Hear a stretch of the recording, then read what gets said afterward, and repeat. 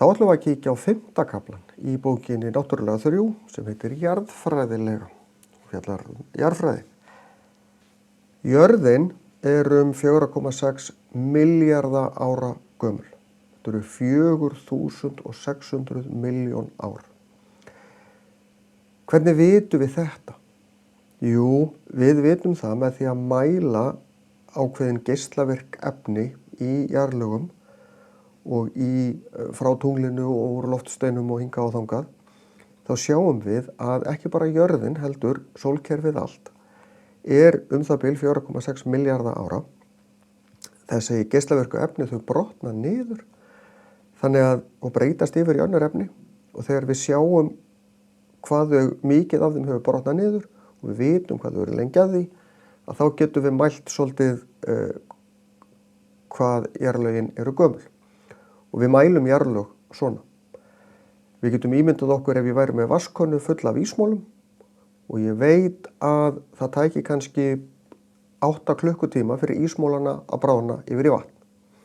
En ég kem einhvern tímann og mæli og sé að helmingurinn er ennþá ísmolar, helmingur orðinn af vatni, þá veit ég að það eru liðnir 4 klukkutímar. Þetta er svona einfölduð útskýring á hvernig þessar mælingar virka. Jörðin skiptist í jarðskorpu, möttul, ytri kjarna og innri kjarna. Við vitum hvernig jörðin er að innan. Við erum ekki að giska, við höfum reyndar borað mjög stutt ofan í jörðina, einhverja 10-12 kilometra, sem er svona, þar sem jarðskorpan er þynnst, þá er hún það bil það, en yfirleitt er hún þykkari. Þannig að við höfum ekkert skoðað eða komist ofan í möttulinn eða þaðan síður innri eða ytri kjarnan. En við getum mælt hvernig jarðskjálftabylgjur fari gegnum möttulinn og í gegnum kjarna jarðar. Því að sumt af þessu er fljótandi, sumt ekki. Það eru til mismunandi jarðskjálftabylgjur sem hreyfast mismunandi í gegnum fast efni og í gegnum fljótandi efni. Og með því að skoða þessar jarðskjálftabylgjur, og ekki bara einu sinni, tvisvar, heldur mörg þúsund sinnum, að þá fáum við alltaf sömu niðurstöður og getum þess vegna gefið okkur svona í meginatriðum hvernig jörðin er að innan. Jarðskorpan er 5-70 kilometrar á þykkt. Yfirleitt er hún 20-40 kilometrar. Hún er þynnst þar sem eru úthafsflekar og við sjáum hérna svona grófa skiptingu, allar þessar línur hérna sína flekaskil. Við sjáum það fara flekaskil hérna í gegnum Ísland. En úthafsflekarnir, eins og Kyrrahafsflekin hérna, hann er frekar þunnur. En meginlandsflekarnir, eins og Evrasíuflekin hérna, er þykkur. En þykkast er þetta þar sem 2 flekar rekast saman eins og í Himalajafjöllunum. Það heita fellingafjöll, þá klessa jarðskorpuflekarnir saman og þá myndast fjöll og þau stekki ekki bara upp í loftið heldur, treðst þetta niður líka, þess vegna verður jarðskorpan óvenju þykk þarna. Ef við miðum við jörðin í heild og ef við bökkum aðeins og horfum á myndina hérna, jarðskorpan hér sem er, sjáðu bara örþunduðna, hún er mjög svipuð svona hlutfallslega og hýði á epli.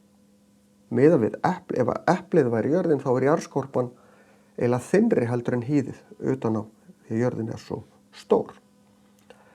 Þannig að jarðskorpan er ekkert rosalega þykk miðað við jörðina, en auðvitað er hún ansið þykk miðað við okkur því að við náum ekkert að grafa okkur í gegnum þetta. Undir jarðskorpun er möttullin. Það er það sem ég sjáu hérna dökkrautt á þessari mynd. Möttullin er í raun bara bráðið berg sem er að hreyfast og þessar hreyfingar er ekkert ósvipaður þegar við horfum á pott af sjóðandi vatni. Þá er vatnið á fleygiferð. Það eru samskonar hreyfingar í möttlinum að því þetta er bráðið berg yfir 1000 gráðu heitt og upp í kannski 2000 gráður. Að þessar hreyfingar eru samt ekki eins hraðar og í sjóðandi potti og það eru þessar hreyfingar á möttlinum sem gerir það að verkum að jarðskorpan hreyfist til. Sumstaðar er jarðskorpan þunn eða þar sem jarðskorpuflekar er að fara í sundur. Þá verður jarðskorpan sérstaklega þunn og þá finnur þessi kvika, þetta kallast kvika, finnur sér leið upp undir yfirborðið. Það kallast kvikuhlaup eða kvikugangur og stundum alveg upp á yfirborðið. og þá þetta orðið að eldgosi og þá tölum við að kvikan sé orðin að hrauni þegar hún kemur upp á yfirborðið. Möttulstrókar eru svona strókar af kviku sem koma upp undir yfirborðið og stundum kallaðir heitir reitir.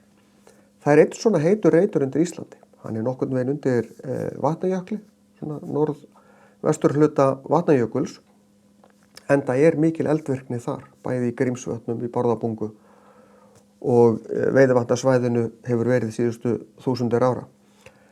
Það þýðir að það óvenju mikið af kviku að koma upp þar sem ein ástæða fyrir eldvirkni á Íslandi, hin ástæðan að flekarnir á Íslandi að fara í sundur við að skoða það betur örlítið síðar. Innri kjarninn úr föstu efni, aðallega úr járni og nikkeli og ytri svo sem líka, nema innri kjarninn snýst og það myndar segulsvið. Við vitum að áttavitar virka á jörðinni, sýna okkur hvað norður og hvað suður. Það af því að innri kjarninn snýst. Ytri kjarninn hins vegar úr fljótandi málmi, aðalega járni og nikkel.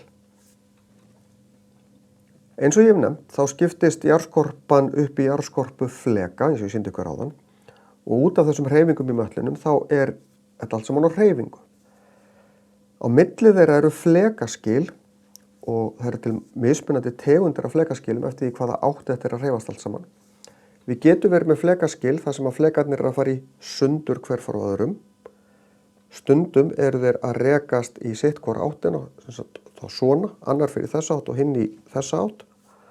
Og svo þeir stundum bara hreinlega að klessa ákvörðunan. Þannig þetta eru svona megin gerðirnar og stundum sömu flekaskilin kannski að sýna mismunandi hreyfingar, bæði svona hreyfingu og svona. Svolítið eftir í hvernig þetta liggur.